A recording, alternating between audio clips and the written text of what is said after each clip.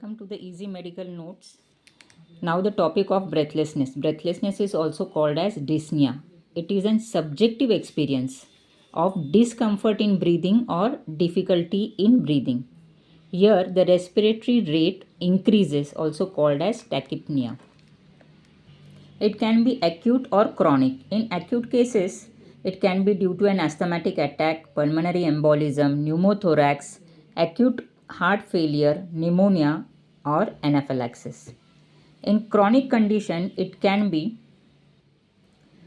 COPD, that is chronic obstructive pulmonary disease, lung or any other lung disease, chronic heart failure or anemia.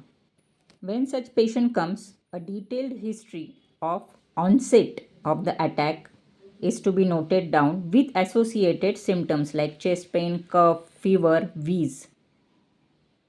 Also, history of smoking, past medical and surgical history. Check for vital signs BP, pulse rate, heart rate, respiratory rate, SpO2.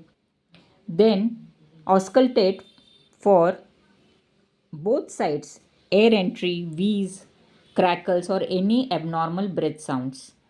Then check for heart sounds, any abnormal heart sounds like murmurs.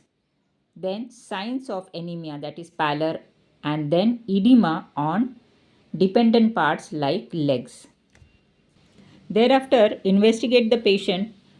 First, complete blood count to detect anemia, then ECG for any cardiac ailment, chest X-ray for any pulmonary ailment, echocardiography, pulmonary function test, CT pulmonary angiography for further investigation of embolism or pneumonia or sepsis.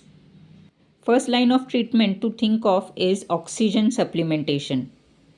Then after bronchodilators in asthma, diuretics in cardiac, antibiotics where pneumonia or sepsis, and anticoagulants in pulmonary embolism. In such dyspneic cases or breathlessness cases, arsenic album, Blata orientalis, antimonium tark, and Spongia tosta are very useful. Advise the patient for a healthy lifestyle changes like deep breathing exercises, quit habits like smoking, have an healthy diet and exercise routine. If you like such videos, such easy medical notes, please subscribe and comment. Thank you.